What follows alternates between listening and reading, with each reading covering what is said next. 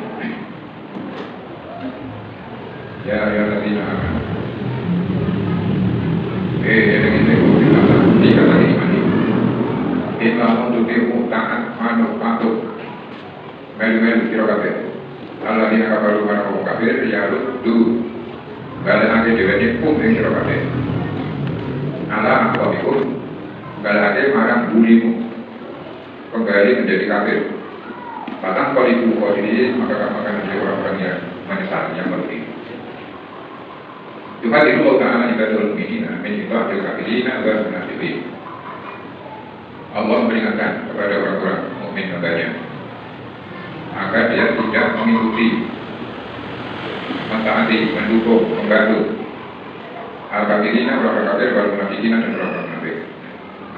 Alladzina qalu irqa'an buhati fi qulubi ti'abil mu'minina yaquluna, yang mereka selalu menghembuskan subhat-subhat, keraguan-keraguan terhadap orang-orang mukmin yang lemah imannya. Laukan Muhammad dan Nabi apa? Lantas orang-orang yakul lalu yaumun wa alaihi yaumun wa ulai Abu Sufyan wa Abdullah bin Abi Abdullah ibnu Ubayy ibni Salul di anna ita'atuhum yurisul bawar di dunia yakutu fi hudurihim li sultanihim wa jillatihim bainahum wa bil akhirati fi ma yusibu min al-adabil abadiyyi fi jahannam wa jahannamu bi'sal masirul mustaqar.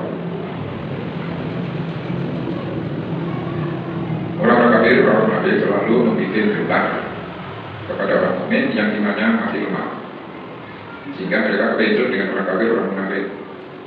Maka untuk mengetahui iman kita ini masih lemah, atau sudah kuat, yaitu ketika kita masih gentar, masih kepencut, masih jelek dari wong larang.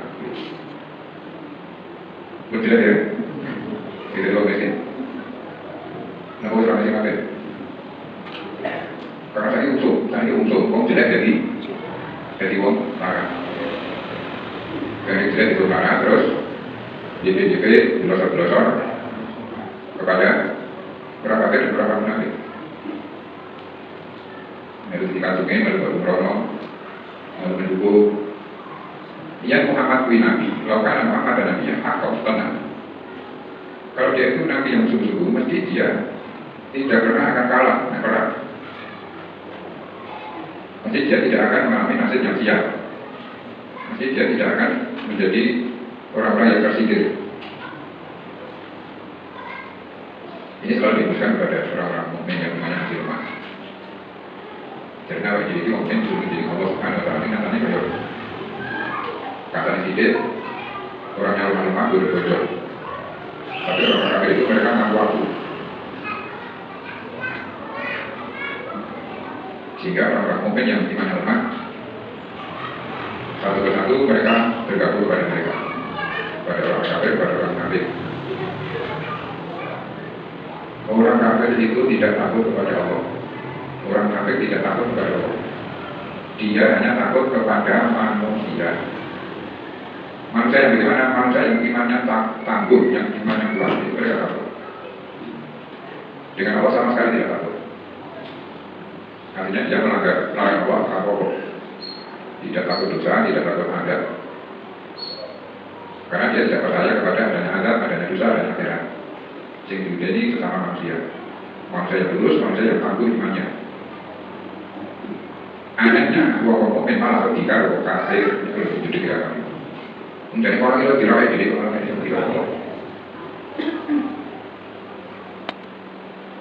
Maka harus kita bangkitkan keberanian ini, sehingga berani melawan orang-orang kafir. Karena kalau tidak dilawan, mereka yang selalu melawan kita dengan berbagai macam cara, dengan sebanyak apapun dana, biaya, kekuatan fisik, kekuatan intelijensi, kekuatan kecerdasan. Bapak-ibu seperti di UIN, ya dulu itu sudah bebas mahasiswa untuk kuliah di sana. Orang berdiri Kristen Katolik tidak. Jadi sudah tidak lagi kalau di IAIN itu mahasiswanya orang-orang Islam, orang Kristen. Karena dia sudah menjadi universitas.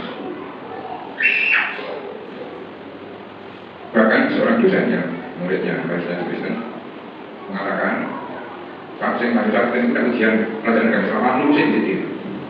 Semua Islam akan lulus. Yang ujian mata kuliah agama Islam. Karena dia dengan ini kurang lulus berarti berhasil sekolah ini. Cina waktu Islam mengkongkan. Pernah itu kayak apa?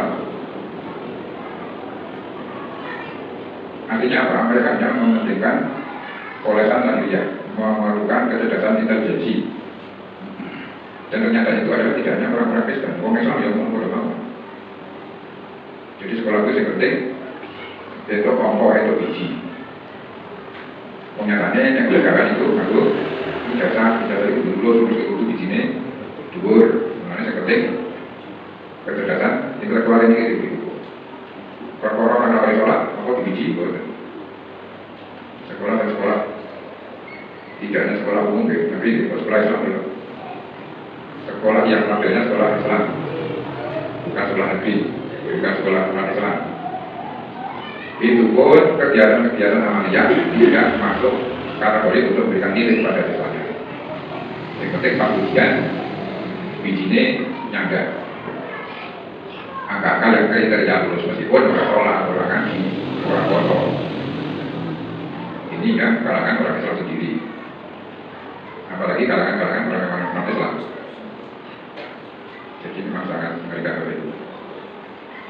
Pada tahun 2014, pemerintah mengundangkan menerbitkan undang-undang PJH, produk jaminan halal, jaminan produk halal, JPH atau PJH.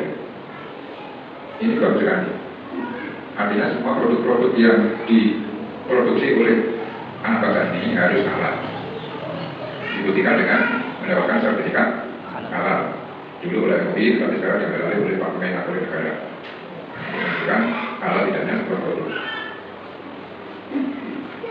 Dalam hal-hal sekarang ini, manusia terpaku hanya masalah makanan dan minuman. Padahal halal haram itu mencakup segala masalah muamalah. Muamalah ma'anas dan muamalah ma'awah betul. Muamalah ma'anas itu semuanya harus halal, harus mendapatkan pengesahan kehalalannya oleh pemerintah. Jadi tidak perlu hanya yang dimakan, yang diminum, tetapi termasuk berbisnis harus halal, bertani harus halal, bisnis-bisnis penginapan hotel harus halal. Maka ada hotel syariah, rumah sakit harus halal. Kayak sekali itu rumah sakit syariah, ada dewan syariahnya.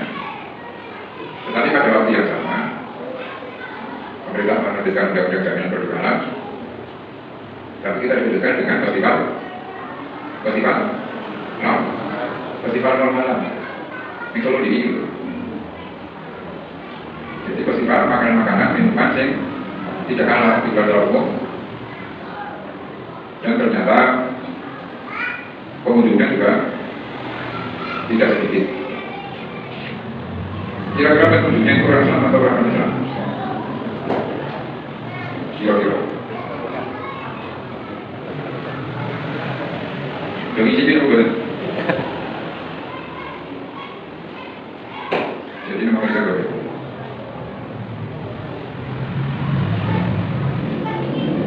Gawe undang-undang DW, dilanggar DW. Dibilangnya yang bisa-bisa.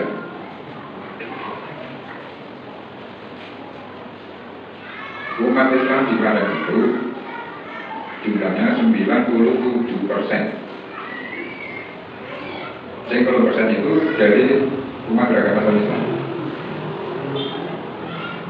Artinya ketika ada festival non halal, orang Islam yang berkunjung ke sana berapa?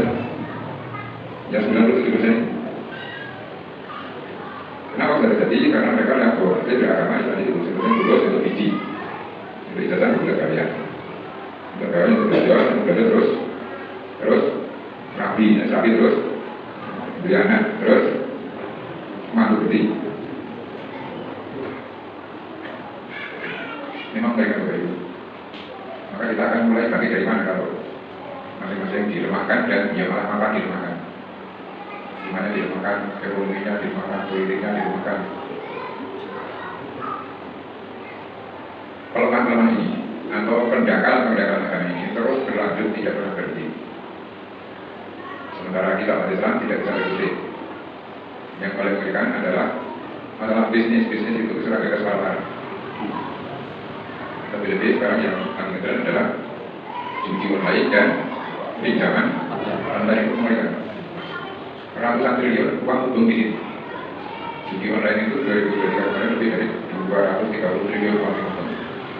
Baru tanah ini sudah sekian triliun. Jadi uangnya untung di situ. Makanya pabrik-pabrik itu tidak berani duitnya dibobol. Di rumah itu mereka bayar kalau duitnya setelah punya pakai. Dulu kayaknya zaman Porkas dulu, Porkas, Kasino, Nanglo, LGSB, apa itu? Yang ini dilakukan oleh pemerintah. Pada waktu itu kalangan program tinggi mereka turun gunung. Para dosen, para siswa demo dan tentang adanya judi yang dikelola Kasino, Nanglo sehingga setiap kali orang berjauh gitu, nama orang berjauh. Kayaknya nanti kan. Yang berhasil akhirnya bisa menyelesaikan. Hari ini kalangan perguruan tinggi, kalangan mahasiswa lihat di musik ketika pinjaman online itu mengerikan, judi online juga mengerikan, dananya tidak terbatas.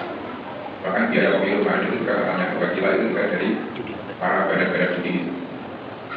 Pengakuan mantan badan judi setiap bulan badan judi itu nyetor pada pihak-pihak keamanan setiap hasilnya setor 30 miliar. Nyogok para orang yang seharusnya menegakkan kebenaran, seharusnya adalah kebenaran. Karena mereka sudah alih jadi trading dan tim nyogok itu bisa jadi setiap bulan itu berarti sambu dulu. Makanya kita jadi penonton tidak bisa berkutik karena sudah dilumpuhkan dari segala segi. Orang Islam sekarang sudah lumpuh. Karena apa? Jelek jadi wong larang. Karena partai-partai Islam, karena tidak itu maka dia bergabung dengan mereka. Pemilu ada di dunia salah jadi kami senang tiwas, tidak gitu.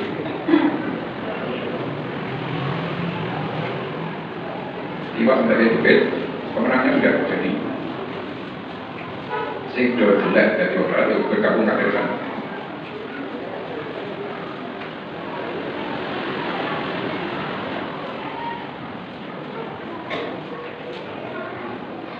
Padahal ayatnya sudah jelas.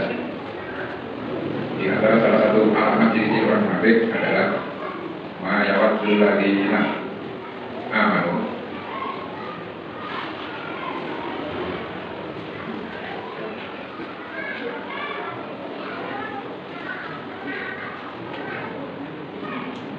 Tidak mungkin orang yang beriman kepada Allah dan Rasulnya mereka bergabung dengan orang kafir. Meskipun itu ayahnya, anaknya, bapaknya, menantunya. Tapi kenyataannya mengaku beriman tetapi gotong royong dengan mereka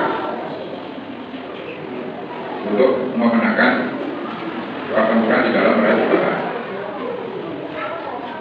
Masya Allah. Oleh karena itu kita betul-betul bangkit. Yang diberikan apa? Yang diberikan adalah tauhid tidak iman kita. Tauhid itu musuhnya musyrik. Kemudian memberikan sunnah itu unsurnya bid'ah.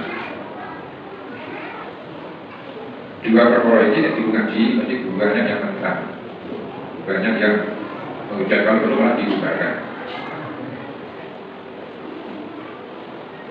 Karena kemusyrikan inilah yang membuat umat Islam orang beriman menjadi hukum, menjadi tidak berdaya untuk melawan segala macam kezaliman yang ditunjukkan oleh orang kafir saya ini. Maka kita jadi rakyat-rakyat orang-orang kafir yang berbaju muslim yang bernama munafik, sehingga dalam segala hal dia juga terus menerus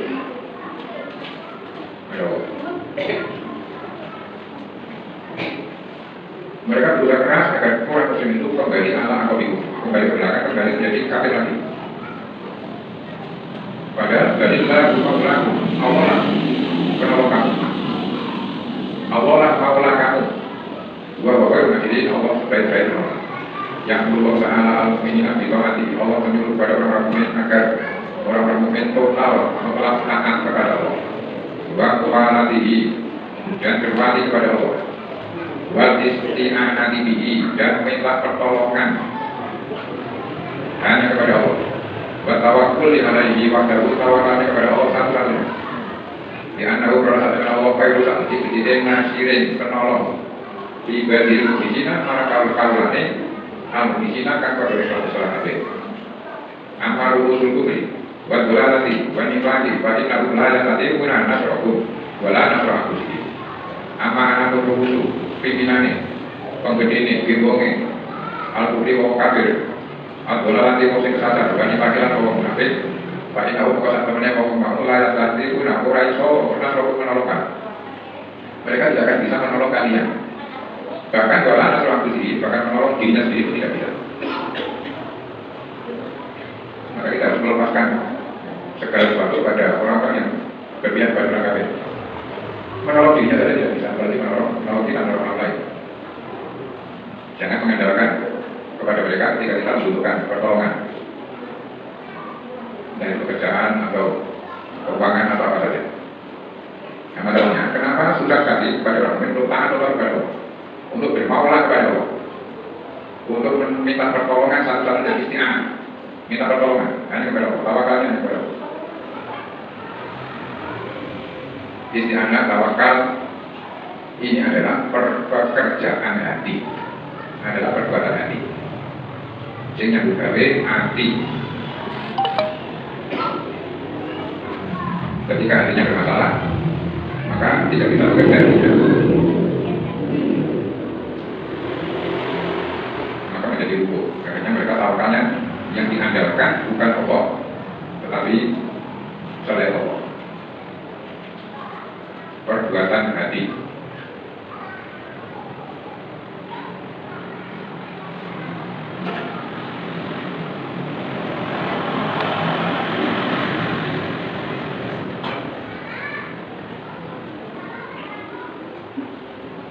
Hati adalah raja. Allah menciptakan hati dan menjadikannya sebagai raja dan anggota badan sebagai bala tentaranya. Jika ada baik, maka bala tentaranya ikut baik.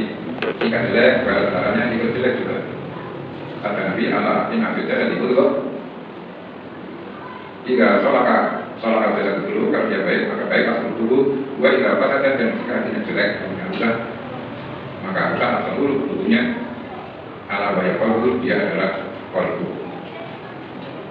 Hati tempat bersatunya iman dan takwa atau keburukan, nifak dan kesyirikan. Jadi kufur, nifak, syirik itu juga tempatnya di hati. Iman, takwa juga tempatnya di hati. Maka di sana pergulatan terus berjalan. Pergulatan perbedaan antara iman dan kafir, antara takwa dan nifak terus bergulat. Maka kalau kita tidak sungguh-sungguh untuk meneliti, mengawasi, mendidik hatinya akan hancur semua kegiatannya. Al-Islam alamnya tunggal iman fil qalbi atau guna salah satu. Islam kuwi cetok isalah ngecek. Iman kuwi panggunane di hati. Atau guna atau kami gone ini yang dulu. Salah satu karena Nabi menyebutnya 3 kali. Hadis riwayat Muslim. Iman adalah keyakinan hati dan ucapan lisan serta amalan hati dan anggota badan. Keyakinan hati, ucapan lisan, amalan hati dan anggota badan. Ada amalan hati, ada amalan anggota badan. Apa amal hati? Ya tadi itu tawakal, ikhlas, itu amal hati perbuatan. Amal badan sholat, pakai gerakan-gerakan badan, dan seterusnya. Hati mengimani dan membenarkan sehingga terucap kalimat syahadat dari lisan yang kemudian diamalkan oleh hati berupa mahabbah, khauf dan roja. Ini rukun ibadah. Kemarin sudah kita sampaikan, ada syarat ibadah, ada rukun ibadah. Syarat ibadah itu untuk menentukan sah tidaknya sholat itu asal memenuhi syarat sholatnya sah. Tetapi untuk mendapatkan pahala itu tergantung dari benar orangnya rukun sholat. Contoh, khusyuk itu dalam sholat wajib atau tidak? Sholat itu wajib khusyuk atau tidak? Wongnya sholat pra khusyuk sah atau tidak? Sah. Karena dia bukan syarat sholat. Khusyuk itu rukun sholat. Jadi sholat pra khusyuk sholat sah ini ganjaran yang aneh. Baru karena tingkat pahala sholat adalah seberapa besar, seberapa bagus kehusuannya. Ada syarat ibadah, ada rukun ibadah, ada syarat sholat, ada rukun sholat. Syarat ibadah, rukun ibadah adalah mahabbah, khauf dan roja. Mahabbah itu cinta, khauf takut, roja berharap. Kita berdua nih harus disini, orang yang biasa main jadi sholat itu dan sholat. Kami soal ini saya selalu menjadi nanti orang tua saya nanti. Berapa orang yang sahur, naik oleh toko, kecuali lapar dan lelah, ganjaran ini bablas. Kalau ini sahur memenuhi syarat, tapi pahalanya hilang. Maka kalau ini berapa kali orang yang berdiri sholat? Laisa lahu syai'un illa haro, kecuali hanya begadang dengan saja. Mahabbah, cinta, khauf, takut, roja, dan berharap. Maka basic teman. Dan kita berjalan. Kalau kita tidak punya bank, apa yang jadi kalau orang Jakarta itu Bekasi, apa tidak nih? Bekasi Jakarta itu lihat gugur, bisa Bekasi habis tidak. Yang dibully, melakukan ini orang mulon. Ini kan pula berkata ini. Pada itu sosok dan satu tahun. Apa itu sholat betul-betul tahun. Kalau sampai kira 10 tahun. Ada mahabbah nggak ketika kosong, ada khauf nggak, ada roja. Lisan bergerak berpikir, ini amalan lisan, perbuatan lisan. Anggota badan, sujud, rukuk, ini perbuatan tubuh. Dan gerak soleh untuk mendekatkan diri kepada Allah Subhanahu wa Ta'ala. Badan mengikuti hati sehingga tidak suatu keinginan kuat dalam hati kecuali tercermin dalam amalan nariyah bagaimanapun bentuknya. Amalan nariyah merupakan perwujudan dari amalan badiniah. Kita coba kedua ya. Yang kedua kita jadi yang kedua baca. Yang penting kita akan belajar. Jadi kalau ini kurang bersinau Pak Malaikat. Jadi semuanya bermulanya dari hati ini. Kebangkitan orang Islam, kesuksesan kebahagiaannya, diterima tidak ibadahnya, sehat tidak imannya, kuncinya ada di dalam hati. Karena dia adalah raja, penguasa. Mata, tangan, mulut, kuping itu prajurit tentaranya. Perbuatan hati lebih utama dibanding perbuatan badan. Satu, penyimpangan ibadah hati bisa merusak ibadah badan seperti riya dalam beramal, riya itu sendiri kecil. Kenapa sila korupsi riya kok sendiri? Karena orang mungkin ibadahnya itu fokus khusus untuk Allah. Inna sholat ibadah suci orang kabeh. Tapi kenapa dia tidak itu kepingin agar orang lain mengerti, mengetahui. Kalau hanya Allah saja yang tahu, orang marah. Kenapa pengen diketahui orang lain? Di anani. Dia hanya kok kita serah. Dia orang khusus, dia orang ikhlas, dia orang rajin sholat, dan terus seterusnya. Hatinya, niat itu alamat apa itu? Dia sholat, niatnya ini untuk manusia beda ngerti aku di sholat. Makanya jangan boleh kok, enggak kanan kok, sholat ya. Monggo, kami umum sholat tahajud lagi. Beda apa itu? Ya itu aku itu. Hancur itu namanya. Itulah sirik. Sirik itu berbagi. Kenapa tadi bingung? Ini kan di lorong dulu. Itu di lorong urut banget. Di belakang tandingan. Sirik itu kan juga kan Allah. Dalam niatnya ya bertambah, niatnya segi. Aku tak ngaji, atau ngaji, dan ya lumayan ketemu. Kancane itu sudah sirik, tidak bertambah.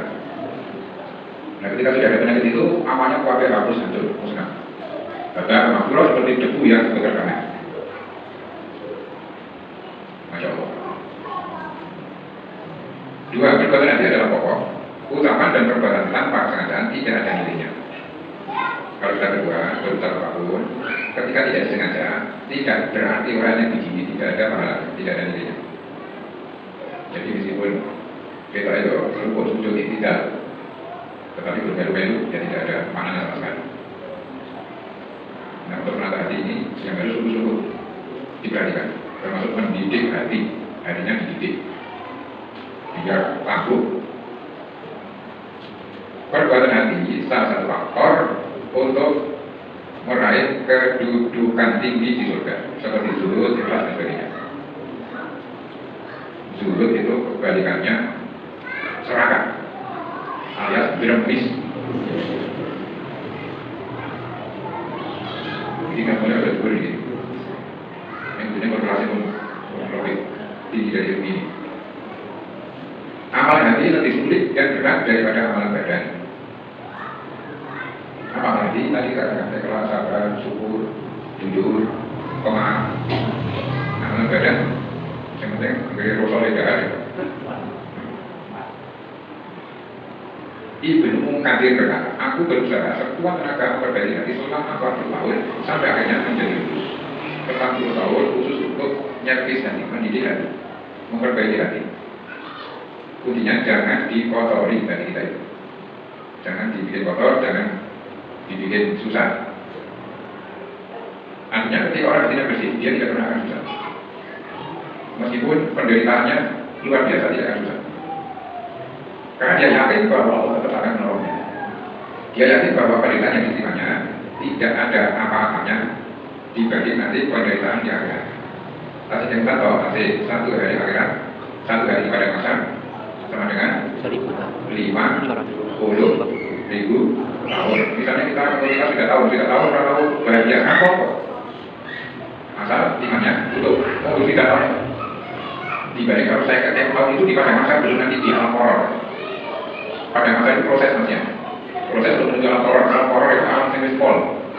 Apa itu? Neraka atau surga? Terus diponis diputus.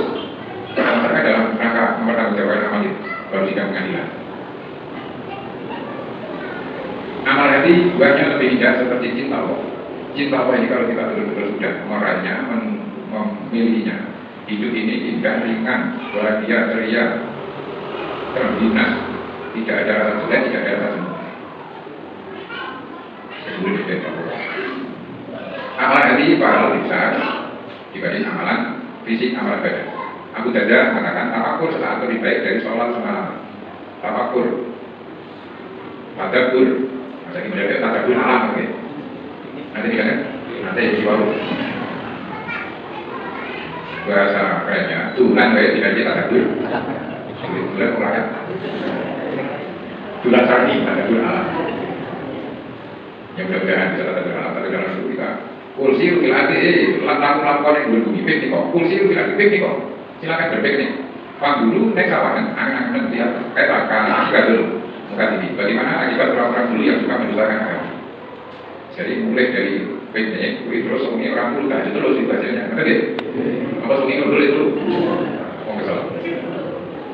Karena dia betul-betul dirang takjub ya kebesaran Allah yang mengatur alam semesta. Boleh ibu kalau bapak betul pagi ada masjid jalan-jalan sehat badannya. Panjangan sawang mungkin manuk doteng ya, manuk itu wiridan, juga terus. Itu manuk kita harus ikutin ya, bahagia dia.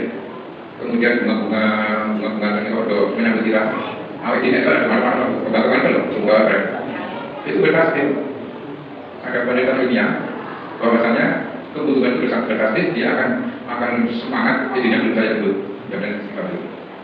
Bahwa kebutuhan ini sangat berkasih berkasih. Dengan lantunan lagu-lagu Al-Quran, mereka biologis semangat. Dan lagunya lagu rontong itu agak, ya betul, lagu dangdut, rapati lagu barat, dia tidak terprovokasi. Lagu barat ngomong itu, dan diterima untuk kita. Belum lama penjelasannya di universitas apapun, insyaallah. Maka itu tidak akan kita sampai satu. Yang penting kita fokus untuk memperbaiki hati, mendidik hati, karena pusat segalanya dari diri. Kita selalu ada 10 baik Allah dan pada 10 alam yang baru. Namun bila pulau lanjut, menuju krono dan PKS dan tidak terlalu banyak. Subhanallah.